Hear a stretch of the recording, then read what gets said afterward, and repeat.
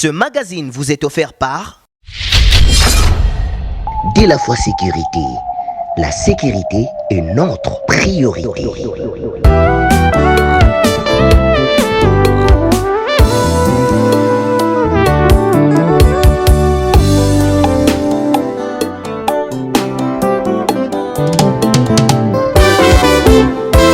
Bozali ebele ya kolanda magazine crédible oyo epesaka bino ba info ya solo. Bonsoir. Lobi na Assemblée nationale plénière esalamaki kuna bolanda reportage oyo. Compte tenu de l'urgence que commande la situation sécuritaire préoccupante et au regard du calendrier constitutionnel du Parlement qui sera en vacances parlementaires du 15 décembre 2021 au 15 mars 2022, il s'avère impérieux que le gouvernement soit habilité à prendre par ordonnance-loi pendant un délai de 3 mois des mesures qui sont du domaine de la loi. Par ailleurs, certaines autres matières nécessitant les mesures législatives sont urgentes et d'une grande importance pour la nation. Il s'agit de la ratification des accords ci-après. Accord de prêt conclu entre les Fonds africains de développement et la République démocratique du Congo au titre de financement du programme d'appui au développement agro-industriel de Gandajika. Accord cadre pour la protection des investissements entre la République démocratique du Congo et la Banque arabe pour le développement économique en Afrique, signé à Kinshasa le 17 juin 2021. Accord de prêt du 25 novembre 2021, conclu entre la République démocratique du Congo et la Banque arabe pour le développement économique en Afrique, au titre des projets de réhabilitation de la voirie de Kinshasa, deuxième phase. Accord de crédit pour le financement additionnel de la préparation stratégique et réponse au Covid-19, conclu entre la République démocratique du Congo et l'Association internationale de développement, signé le 17 juin 2021. Accord commercial entre le gouvernement de la République d'Angola et le gouvernement de la République démocratique du Congo, signé à Kinshasa le 29 octobre 2021. Accord commercial bilatéral entre la République démocratique du Congo et la République de la Zambie, signé à Lusaka le 6 août 2015. Je crois que nous sommes venus déposer notre procès verbal pour que le pays avance. Parce qu'avec l'ancien président de la République, Joseph Kabila Kabange, qui a mis le pays dans cette habitude-là de la régularité des cycles électoraux, nous ne voudrions absolument pas casser ça. C'est un acquis favorable que le président Kabila nous a laissé. Et nous devons pérenniser cela. Et le peuple congolais, comme je l'ai dit, attend les élections. Donc pour nous, il n'y a que ça qui nous a motivés pour que nous puissions aller de l'avant.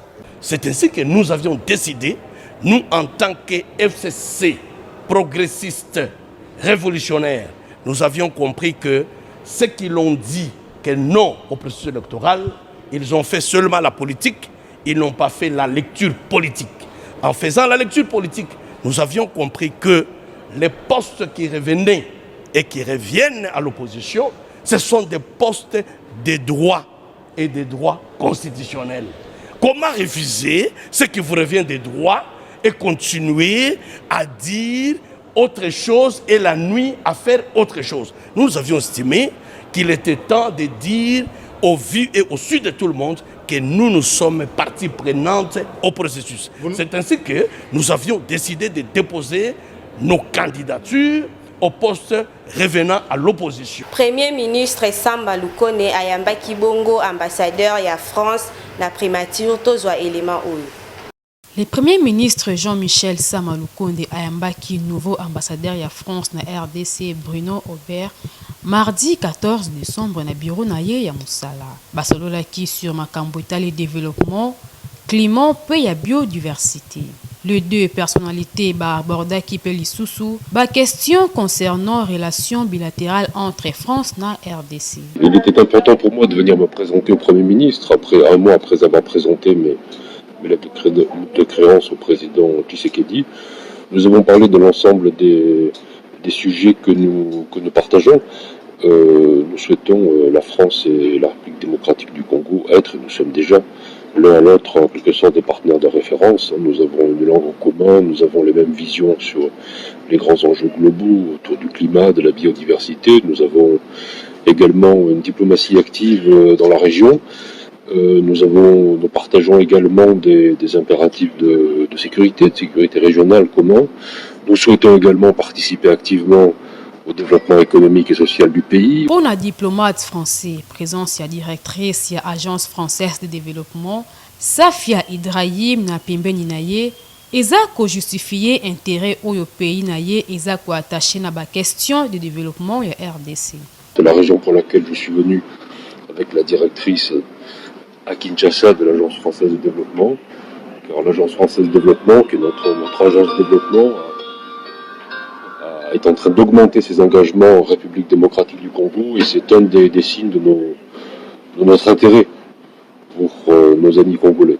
Et donc c'est de tout cela dont nous avons parlé avec son Excellence le Premier ministre.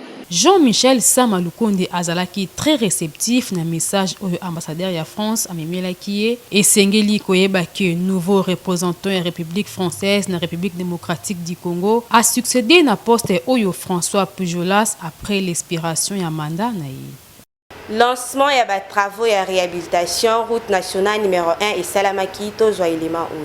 Ba agent pe ba cadre ya office des routes aux côtés ya directeur général Nabango, ingénieur Herman Moutima, ba assistaki na lancement ya ba travaux de réhabilitation ya route nationale numéro 1 oyo eza na tronçon entre Kinshasa na Bachamba. Na Kwilu, lancement oyo esalemaki epa ya ministre d'État, ministre ya infrastructure Alexis Gussaro, pe plusieurs autorités politiques, pe coutumières bazalaki wana présent na cérémonie oyo. Ministre ya ITP Alexis Guissaro très satisfait na matérialisation ya projet oyo eza financé na Banque africaine de développement à Lobaki Boye. Réhabiliter la RN1, c'est vraiment ouvrir la communication, ouvrir les échanges au sein de notre pays, favoriser l'intégration économique, mais également permettre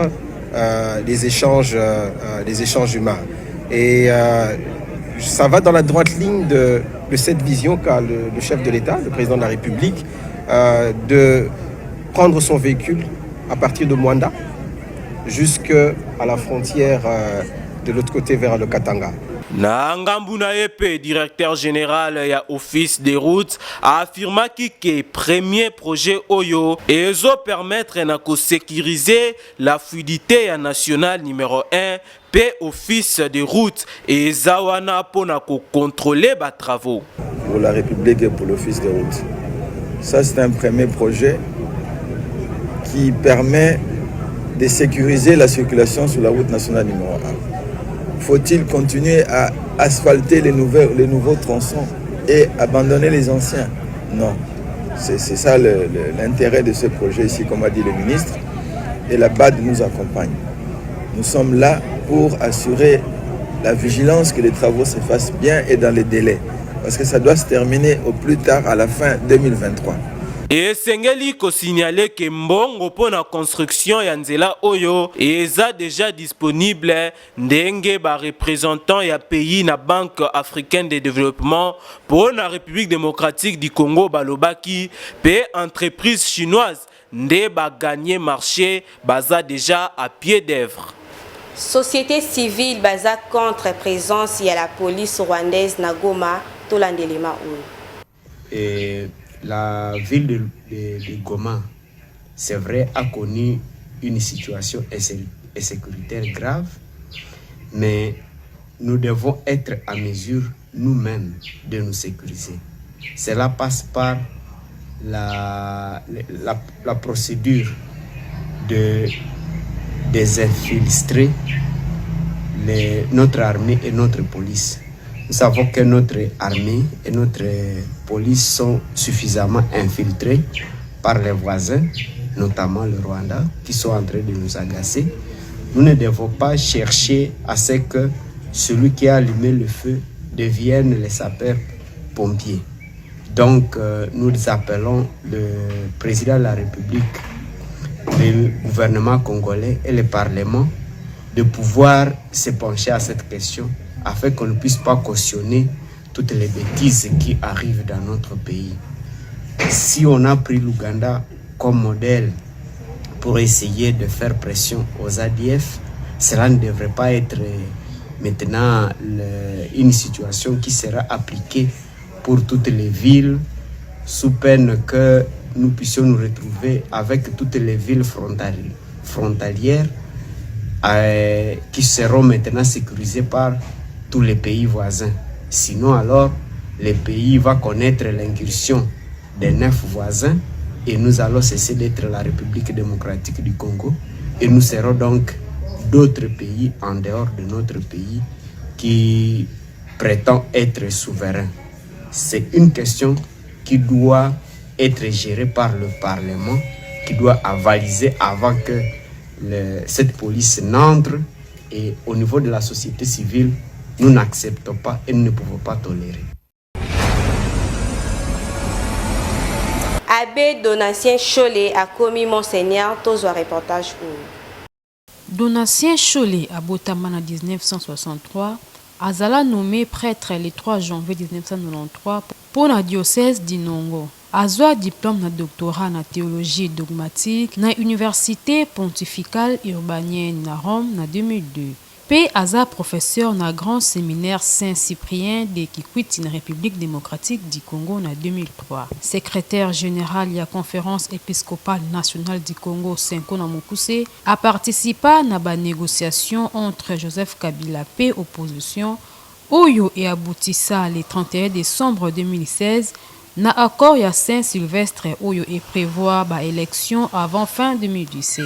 Après non-respect ya accord Oyo et pas Joseph Kabila, Abbé Donatien Cholé amena ensuite Senko lors ya ba discussion Oyo et aboutissa na accord ya 17 novembre 2017. Après élection présidentielle ya 2018, Oyo et Mona selon Seni, victoire ya Félix Tshisekedi. Kasi boyeba que lelo Aza élevé et pas ya pape François na rang ya chapelain ya sainteté na qualité ya comporter désormais titre ya Monseigneur. Félicitations na Monseigneur Donatien Cholé. Peut souhaiter un fructueux ministère na Église Famille de Dieu na République démocratique du Congo. FARDC à Salaki Bongo message na parc Virunga Tolanda élément Les opérations conjointes UPDF-FARDC évoluent très bien sur le terrain.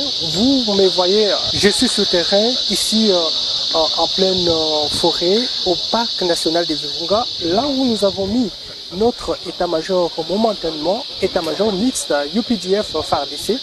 Nous sommes en train de travailler en présence de 2 généraux que vous voyez, le général Koutela Colinto-Bertin, qui est le commandant secteur opérationnel, et le général-major de division, qui est un commandant côté UPDF.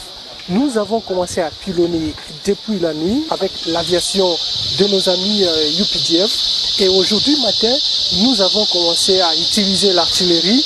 Et voilà pourquoi il est temps de dire à notre population de ne pas paniquer. Parce que vos armées, quand je parle des armées, c'est-à-dire UPDF et FARDC, sont en train de travailler pour donner la paix à notre population.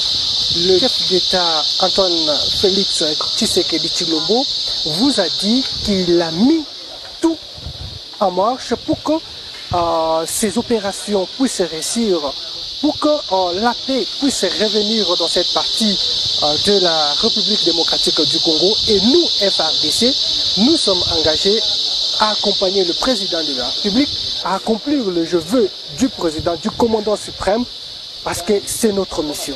Notre mission, c'est vous donner la paix et c'est notre devoir. Et votre droit, c'est de nous accompagner, parce que sans vous, nous ne pouvons rien faire.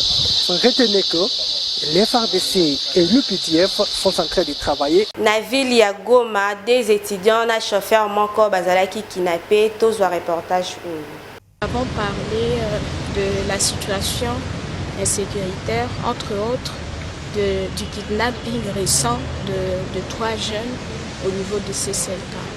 Il nous a expliqué les opérations qu'ils sont en train d'entreprendre pour résoudre ces problèmes et nous a montré clairement comment tout ce qu'ils peuvent faire, c'est fait de manière assez discrète pour maximiser les chances de retrouver nos camarades en vie. Nous espérons qu'ils vont trouver une solution parce qu'après tout ce qui a été exprimé, en tout cas nous espérons très fermement que la solution sera trouvée. Je laisse un message aux étudiants, les appeler à rester calmes, à continuer à se renseigner pour qu'on puisse retrouver nos amis. Les lots sepeli collègue Sabino origine et ordinateur, tous un reportage où. Ordinateur eza une machine dotée na unité ya traitement oyo ezo permettre na ko exécuter ba programme enregistré. Ordinateur combiné na logiciel to na software oyo ezo pesa ba instruction. Histoire ya ordinateur ebanda na milieu ya 20e siècle pe ordinateur ya liboso ezalaki créé après Seconde Guerre mondiale. Conception na yango ezalaki reposé sur ba résultats ya ba diverses prototype lokola Award Mark 1 PZ3 ba machine électronique programmable et bandaki na 1939 pe ezalaka na des calculateurs électroniques oyo ezalaka 5 fois plus rapide que calcul ya mutu. Ordinateur topé machine ya liboso ezalaki appelé Mark 1 pe na 1947 amélioration na yango eyaki kosalema oyo Mark 1 ekomaki Mark 2. Na 1971 ezalaki série ya ba micro-ordinateur oyo intégraki transistor avec naissance ya Ken Bach oyo ezalaki na mémoire ya 256 octets. 1976 nde ordinateur Apple ya liboso ezala créé. Grand tournant na lisolo ya ba ordinateur et ezali nde apparition ya premier ordinateur personnel na 1981 p 1982 époque oyo ezo constitué lokola point de départ ya ba ordinateur nyonso oyo tozo salela mikolo ya lelo. Ba illustration mibale ezalaka considéré na ba article oyo ezali disque dur na processeur. Concernant disque dur, tokoki kolobake premier disque dur eyaka na 1957 na capacité ya 5 mégaoctets pe na 2003 oyo non seulement ezalaka na miniaturisé kasi ezalaka pe na capacité ya 256 mégaoctets oyo lelo tokoma kobenga ba giga. Au fil ya ba année ordinateur eyaki kozala évoluer lisusu makasi et komaki na une tour, souris pe clavier. Pe na 2014 HP eyaki lisusu na évolution ya sika oyo eza entièrement en tactile eza plus révolutionné koleka lisusu laptop. Wanande moi briefing na likambo etali historique ya ordinateur. Évolution ya misala ya route Sekomaf na quartier 8 na Njili, toujours reportage où.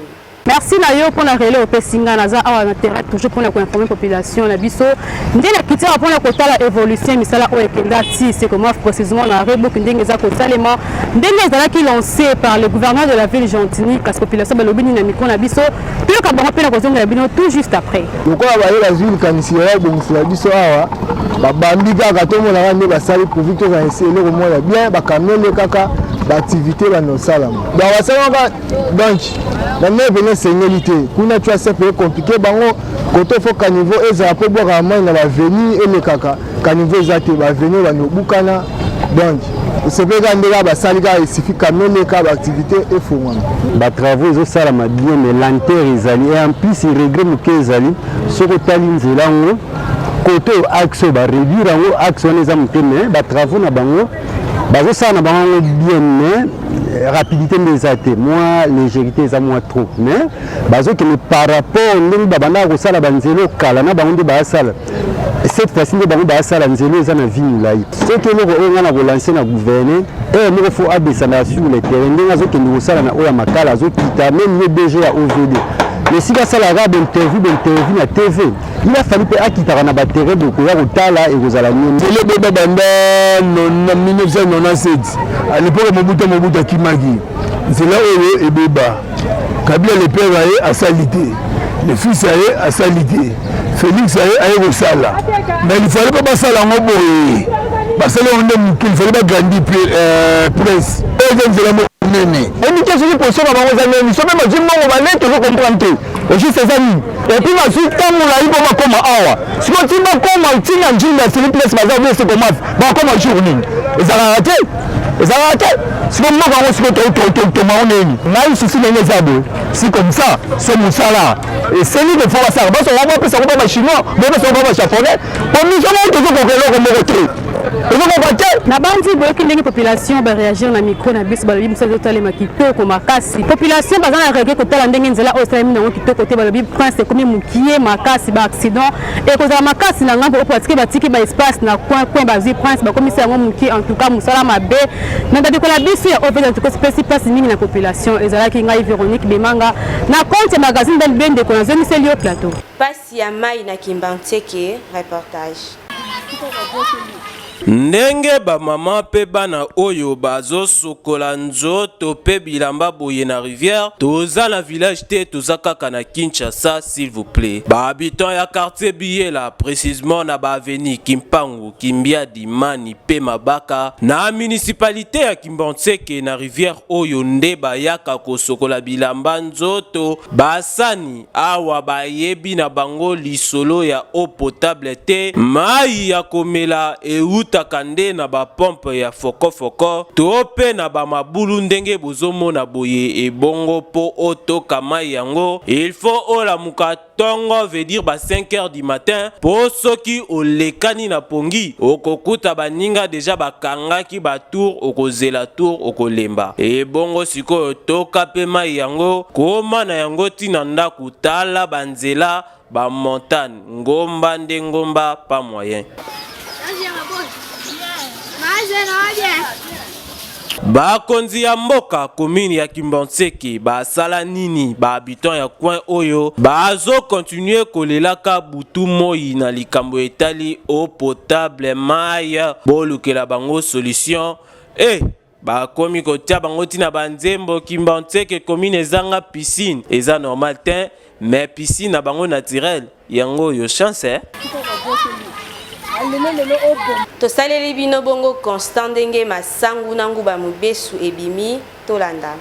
Consommons bio awa na BNB magazine tokotika te kopesa bino ba conseil na likambo etali consommation ndeti mikolo oyo bondimelanga masangu nanguba eza na impact ya kosakana te po yango nde ezorenie botala bino moko ndenge bamama oyo bazosala yango naturel oyo wapi osokoli kaka otie na mai ya moto etoki na yango olie masangu na oyo ya frais pe obateli nzoto bino moko bomona kaka ndenge eza kongalangala boye ezopesa aspect oyo wapi pe appétit toyebi biso nyonso maïs ezalaka na ba vitamine ebele en tout cas il faut ko konsomaka eloko oyo ezorenie mikolo wala ndeti mikolo oyo nguba ya mai na masangu en tout cas eza na feeling ya defwa te totika onga na kolia kaka fruits ngai kaka shawama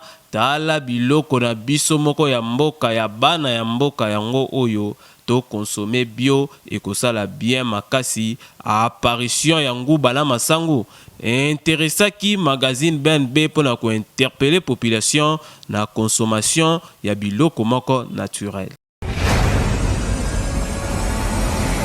Bakinois bapesi avi na bango na o etali coronavirus tolanda. Soki mibeko epesami eza pona kosunga biso yonso sikoyo biso ifo tozonga en charge tozonga en considération que non malade ezalaki mpe ezali bien que diminution ezali mutu na mutu ifala azala mpe na part na ye moko ya responsabilité ya kogere situation wana mpo eza nzoto na yo moko mutu soki obebisi yango lelo à qui la faute. Conseil ezali kaka basomba kashine eza 100 francs eza belete mbongo belete pour nous éviter la série contre les policiers banini. Au sombi 100 francs pour nous zala bien, aux ala kimi au tambola bien, pour santé za yomoko. Si vous êtes malade, nous préférons nous benga tous les Congolais bas adhérer basomba kashine pour nous mi batela. Maladie n'amboka na nécessité, mais problème ezali ya ba policiers bazongela musana bango ya kolandela bazola tango te comme ça bazwa conséquences ya ndenge mibeko zali kosenga mpona makambo kashine wana. Non, conseil ezali ya kolakisa bango ke bolata bakashine po maladi na nécessité maladi eza na mboka ezosenga mutu nyonso amibatela po abatela mpe population ya bato nyonso mpe mingimingi mpe libota na ye. Donc ezosenga kashine eza obligatoire na pepe nyonso congolais esenga ata yango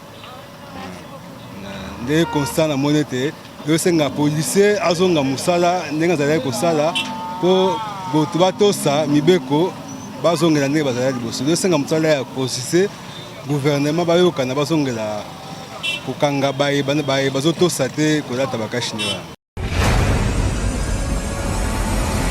Major Rémi akangaki bongo bakuluna na njili reportage. Toujours na rôle ya kobattre la population na ba bien na bango, les majors compétents Rémi Kanza Malalaise a salaki bouclage na commune ya Njili pona kokanga bana oyo ba tiaka mobulu to pe bakuluna oyo ba dérange la population ya secteur ba innocent oyo bakangamaki major Rémi Kanza après koyoka bango abimisaki bango sans asenga bango ata 100 francs bango na biloko na bango bazalaki na yango babimaki kasi ba oyo bazalaki suspect batikalaki wana po justice esala musala na yango.